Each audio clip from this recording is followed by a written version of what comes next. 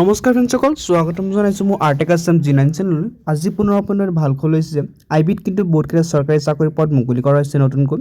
তো এই পদসমূহ আপোনালোকৰ যিটো ছিকিউৰিটি এছিষ্টেণ্ট হয় ইয়াৰ ওপৰত পদসমূহ মুকলি কৰা হৈছে। এই পদসমূহ আপোনাৰ থাৰ্ড গ্ৰেড আৰু ফ'ৰ্থ গ্ৰেডৰ পদ হয়। তো ইয়াতে প্ৰায় 4,928টা পদ ইয়াতে মুকলি কৰা হৈছে। যদি আপোনালোকে আবেদন কৰিব বুলি ভাবি আছে তো এতিয়াই কিন্তু আপোনালোকে আবেদনসমূহ কৰিব পাৰিব। আবেদন কৰাৰ প্ৰচেছসমূহ মই ভিডিঅ'ত জনাই দিম, আপোনালোকে স্কিপ নকৰি ভিডিঅ' শেষলৈ চাই থাকিব। বলক ভিডিঅ'খনলৈ আগবাঢ়ো। প্ৰথমে আপোনালোকে এইখন পেজলৈ আহি যাব। এই পেজখনৰ লিংক মই ডিছক্ৰিপশ্যন দি থৈছোঁ, তাৰ পৰা আপোনালোকে আহি যাব। ইয়াত দেখুৱাইছে আইবি ছিকিউৰিটি এছিষ্টেণ্ট ৰিকুৱাৰমেণ্ট। ইয়াৰ নাম্বাৰ অফ পষ্ট দেখুৱাইছে 4,928টা পদ ইয়াতে মুকলি কৰা হৈছে।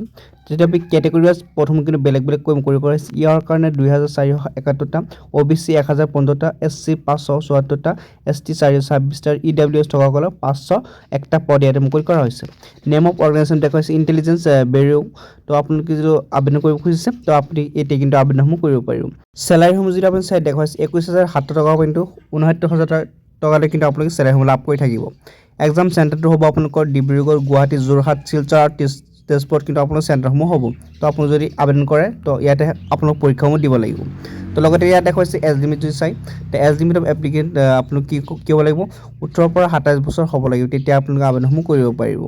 তো ইয়াতকৈ 27 বছৰ বেছি হ'লে কিন্তু আপোনালোকে আবেদন কৰিব নোৱাৰিব।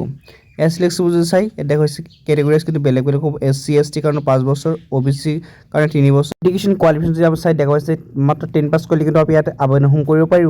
আৰু লগতে আপোনাৰ যি ফিজ হ'ব, ফিজটো কিন্তু আপোনাৰ কেটেগৰীজ বেলেগ বেলেগ হ'ব। ইয়াত দেখুৱাইছে OR OBC EWS কাৰণে 650 টকা আৰু বাকীসকলৰ পৰা 550 টকা আপুনি পে' কৰিব লাগিব। আপোনাৰ যদি লাষ্ট ডেট হ'ব এইটো আপোনালোক 17 আগষ্টলৈকে কিন্তু আপোনালোকে আবেদনসমূহ কৰিব পাৰিব। আজিৰ পৰা কিন্তু আপোনালোকৰ আবেদনসমূহ আৰম্ভণি হৈছে। তো আপুনি 17 আগষ্টলৈকে কিন্তু আপোনালোকে আবেদনসমূহ কৰিব পাৰিব। ইয়াত দেখুৱাইছে অনলাইন এপ্লিকেশ্যন, আপুনি ইয়াৰ পৰা কিন্তু আবেদনসমূহ কৰিব পাৰিব। এতিয়া কৈছে ইয়াত ক্লিক হিয়াৰ অপশ্যন পাইছে, এই অপশ্যনটোত আপুনি কি কৰিব লাগিব, ক্লিক কৰিব লাগিব। ক্লিক কৰি কিন্তু আপোনাৰ এটা ফৰ্ম আহিব, আপুনি প্ৰথমে ৰেজিষ্টাৰ কৰিব লাগিব। ইয়াত দেখুৱাইছে ইয়াতে ইম্পৰ্টেণ্ট ইনফৰমেশ্যন আহিছে, কিন্তু প্ৰথমে ইয়াত দেখুৱাইছে ছাইডত ৰেজিষ্টাৰ বুলি এটা অপশ্যন পাব। প্ৰথমে আপুনি ৰেজিষ্টাৰ কৰি ল'ব। ৰেজিষ্টাৰ কৰাৰ পিছত কিন্তু আপোনালোকৰ ফৰ্ম আহিব, ফৰ্মটো ফিল আপ কৰি আপুনি ছাবমিট কৰিলে কিন্তু আপোনাৰ অনলাইন এপ্লাইসমূহ হৈ যাব। তো আপোনালোকে কোনো ধৰণৰ অসুবিধা নোহোৱাকৈ সম্পূৰ্ণ সহজত কিন্তু আপোনাৰ আবেদনসমূহ কৰিব পাৰিব। যিহেতু বহুত দিন সময় আছে তো আপোনালোকে আবেদনসমূহ কৰি ল'ব। তো ভিডিঅ'টো ভাল পালে লাইক কৰিব আৰু মোৰ চেনেলটো ছাবস্ক্ৰাইব কৰি লগত থাকিব। এনেকুৱা আপডেটসমূহ ডেইলি আপোনালোকে পাই থাকিব। লগ পাম অন্য এটা ভিডিঅ'ত। ধন্যবাদ।